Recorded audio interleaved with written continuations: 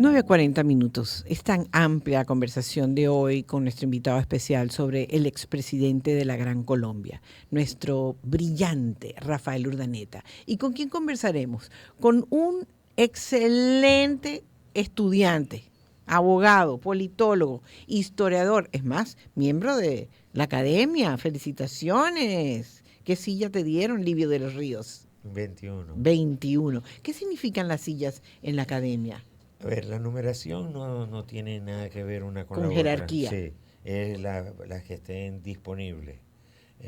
Pues y se van dando en función de cómo los miembros van siendo sustituidos porque quedan vacantes en razón de que la gente se Por otras muere, razones, por sí, o supuesto. la gente entra en retiro o pasan a ser miembros honorarios. Ujú. Entonces, bueno, quedan las vacantes y cuando la persona ha logrado calificar y aprobar todos los elementos necesarios para poder ser miembro de número, pues presenta su ponencia, su discurso, que es un trabajo de investigación y bueno, se hace una sesión especial y a partir de esa sesión una persona lo presenta, que es el que va a entrar, y una persona le responde, que representa a quienes están ya allí para recibirlo.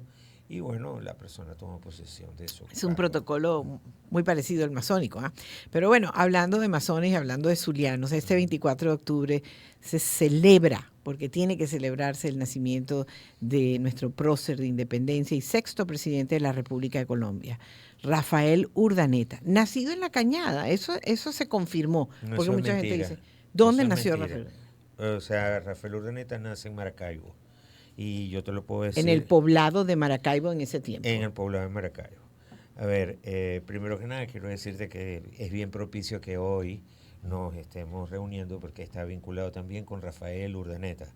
Un 21 de octubre de 1936 se firma el decreto por el cual se crea el Museo Rafael Urdaneta. Tal día como hoy. Exacto, entonces es bien propicio porque este es un día para recordar que se le da una relevancia Claro. significativa a un espacio en razón de una memoria. Sí. El año pasado La, lo visitamos restaurado después de estar encerrado por pandemia y quedó muy lindo. bueno, ahorita el gobernador, a través de la gobernación del estado Zulia y concretamente a través de los organismos que tiene para la parte de arreglo, pues está haciéndole unos reacondicionamientos para colocarlo mucho mejor. Qué bien. Entonces, bueno, ya esperamos que para los próximos días esté totalmente listo para Me invitas, poder... me Amén. encanta ese museo. Ajá, cuéntame entonces. Entonces, Está confirmado que es Maravino. es maravilloso. ¿Por qué? Porque fíjate, en el acta de bautismo, pues te voy a poner los pros y los contras breves. En el acta de Ujú. bautismo se dice que Rafael Joseph, que nació ayer, fue bautizado el día 25 de octubre. Entonces, si fue bautizado el día 25 de octubre y dice que nació ayer, pues significa que nació el 24 y fue bautizado el 25. Si nos retrotraemos a más de 200 años y vemos las condiciones de transporte, evidentemente si él hubiera nacido en La Cañada, para que lo hubieran traído a una mujer blanca, que se podría considerar como mantuana en términos de un nivel social, que De había esa recién época. parido y Ujú. que si parió el 24 y nació en La Cañada, que debía cubrir una cosa que se llamaba la Imposible. cuarentena, no para qué la Imposible. pasa. O sea, imposible que te lo hubiera, a no Imposible. ser que hubiera habido tres cosas. Bueno, primero que nada, que hubiera sido necesario traerlo al día siguiente porque él era el heredero de una corona y entonces había que, no, No, ese caso que no es. caso. Tercer caso, segundo caso, que, bueno, hubo un incendio y entonces el poblado estaba en una situación y tuvieron que salir huyendo y la mujer prácticamente parió y la montaron en un cayuco, en una embarcación y tal, y se la trajeron para acá. No fue así. No fue así. Y la tercera, que bueno, no, es que ya parió, pero llegaron los realistas, o no sé, los insurgentes, bueno, realistas no, porque los realistas eran quienes gobernaban en ese momento, pero no sé, una gente insurgente que estaban por destruir el pueblo, entonces ellos tuvieron que salir huyendo, entonces bueno, se montaron en una embarcación, Digo una embarcación porque si la mujer hubiera parido recién parida con eso, Imposible en una bien. carreta Entonces, con unos claro, burritos. eso era parte de la jurisdicción de Maracaibo. Entonces la gente decía, bueno, es que Maracaibo es... No, eso no es así. Entonces no podemos estar viviendo de fantasías. Mira, mi madre era pariente de Urdaneta por triple línea. Pariente no es que era descendiente, era pariente. Porque unos ancestros de Urdaneta, concretamente un tío de Urdaneta, unos tíos de Urdaneta, son ancestros de mi mamá. Y mi madre viene de La Cañada, y concretamente del Carmelo, ¿ok? Pero lo que te quiero decir que a qué más nos gustaría decir que fue así, pues Así es. porque es de allí, pero no es así. Ahora, que si ellos tienen una propiedad, que si se crió allí, Sí. etcétera. Bien, y yo lo digo esto por la responsabilidad histórica. Nunca entro en estas diatribas, pero yo le digo, vayan, vean, hagan una cosa, lean el texto Y analicen y un lean el poquitito. texto en el contexto. Y texto y contexto te da la realidad. Punto. Punto. Pero entonces, nos quedan unos minutos. No quiero que quedemos sin mencionar cuál era esa amistad tan grande que Bolívar lo llamó el más leal de todos. ¿Por qué el brillante? Y muchos también, por supuesto, dicen, pero yo no creo que él estuvo en ninguna batalla, yo no creo que él estuvo, o sea, en verdad quisiera, si es posible, hacer un resumen de esta gran carrera de Urdaneta y por supuesto su gran sufrimiento con ese cálculo es la historia que siempre dice vayan a verlo en el museo, qué pobrecito. Mira, lo que yo tengo 66 años y desde los 32 genero cálculos en el riñón. Y yo sé lo que implica un calculito chiquitico que viene como, Como como un una arenilla. coliflor y eso horrible.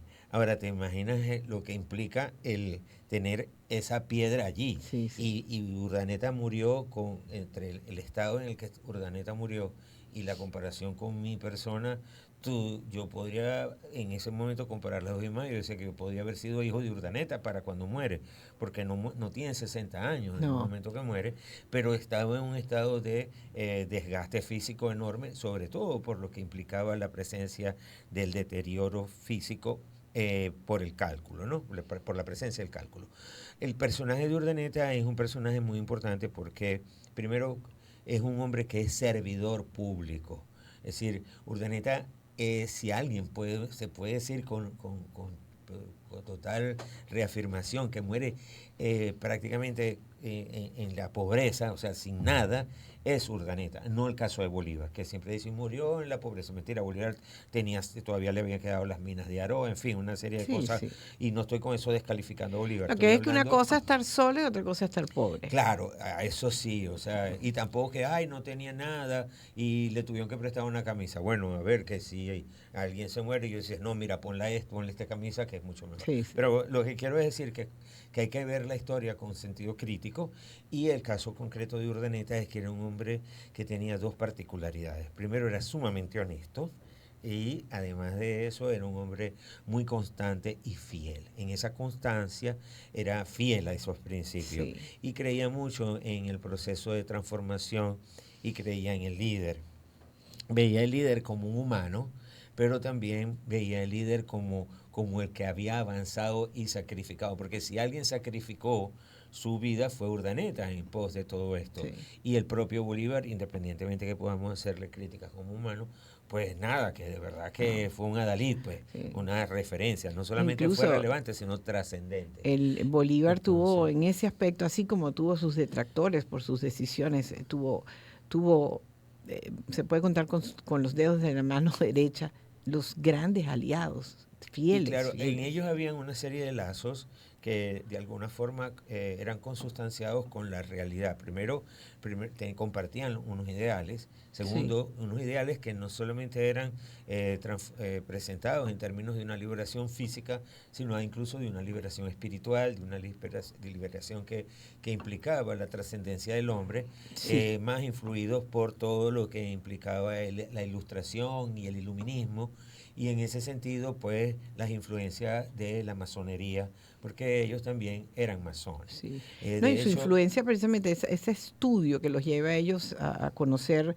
pues de cerca las diferencias en otros países y que el movimiento masónico pudo liberar tantos espacios y eso es lo que ellos traen aquí junto con su gran devoción por la libertad. y fíjate, que hablando de devoción, Urdaneta fue un gran devoto de Bolívar y no solamente en tiempos de vida, sino en tiempos de su muerte, o sea, preservando su memoria. Pues quien crea la sociedad bolivariana es Urdaneta. Sí. Y eso es muy importante porque en él hay un compromiso que trasciende al hecho bélico, hay un compromiso que trasciende al hecho histórico de la presencia con la que está compartiendo en un momento con el hombre y que trasciende a un logro que era la independencia de Venezuela. Entonces, ahí hay una consustanciación en términos de visión, de valores, de proyectos, que de alguna forma él busca que se preserve en la memoria de los hombres y se valore con la creación de la sociedad bolivariana. Lamentablemente quedan tan pocos minutos para hablar de nuestro Rafael Urdaneta con Livio de los Ríos. En los cartas, hay en el museo se han rescatado algunos documentos. Sí claro, sí hay correspondencia de Urdaneta. Y lo más importante es que tú vas a ver que es un hombre muy probo, eh, un individuo que algunos me dirán, bueno, pero se dice que él era ludópata. A ver, yo no tengo información de que era ludópata, pero sí tenemos información de que pareciera que perdió una casa en un juego. A ver, puedo haber sido. O sea, yo Sí. creo que tenemos, y vuelvo a Está ver a los seres comprobado humanos. que las tropas en sus descansos pues hacían juegos de azar o Sí, de sí, y a envite. lo mejor, a ver, todos los seres humanos tenemos nuestras virtudes y nuestros defectos. Digamos, no hay mantel blanco sin un punto negro. Entonces, pero yo creo que lo importante es ver la majestuosidad del blanco. Y en ese caso, la virtud que él tenía, porque un hombre que está en el borde de la muerte y que no puede acometer el fin para el cual está designado, que era la firma del reconocimiento, o sea, la firma del acta por el que se reconoce España la independencia de Venezuela, que yo creo que es más honor que eso no podría Wow. haber sido para incluso para él mismo. Él le dice a su hijo, mire, devuelve el dinero que nos gastamos. Y él sabía que se estaba muriendo Los en viáticos. Francia, sí, en este Lo que eran caso. los viáticos en Los ese caso. viáticos, pues. Entonces, pues un hombre que no solamente piensa en eso, piensa en lo que implica su nombre, ¿no? Claro. Su nombre, su aporte, su reputación. Mira, Urdaneta tuvo situaciones dramáticas como por ejemplo el sitio de Valencia, donde la gente prácticamente comían animales. O sea, porque no, animales me refiero, algunos dicen que comían perros y hasta Sí, ratas. Yo y no creo lo de las sacrificaban ratas. incluso sus caballos también para poder comer. Claro, los Sí, caballos fueron los primeros que se sí, rasparon, sí. ¿no? Dentro de los animales ya. Pero además había una consustanciación con el problema de lo que estaban viviendo. Era grave Él la situación se en esa fue, guerra en sí, Venezuela. él luego se va a Falcón y se dedica a la agricultura que es un elemento que de alguna forma pudiéramos decir viene de nosotros los cañaderos, ¿no? Bueno, es que yo no nací en la cañada, pero hablar de la cañada para mí es hablar de mi madre y de todo lo que implica la cañada. Por decir, y ahí hay una referencia de un trabajo de que esa familia Urdaneta, no me refiero solamente a él, sino a todos Sí. sus ancestros, pues tenían consustanciación con una realidad y sobre todo con una tierra, con un trabajo, ¿no? Bueno, se ocupaba Una construcción definitivamente. de sociedad que iba mucho más allá de no solamente labrar la tierra, sino los surcos de la historia. Me, me encanta esa frase, me encanta. Dame por favor otra frase de nuestro generalísimo, nuestro brillante Rafael Urdaneta, que este próximo 24 estaremos recordándolo. ¿Tienes alguna frase que te impactó para cerrar esta entrevista de el más leal de todos? Sí, a ver, yo creo que hay un elemento que lo voy a dejar parafrasear, que es la entrega de su familia a la patria.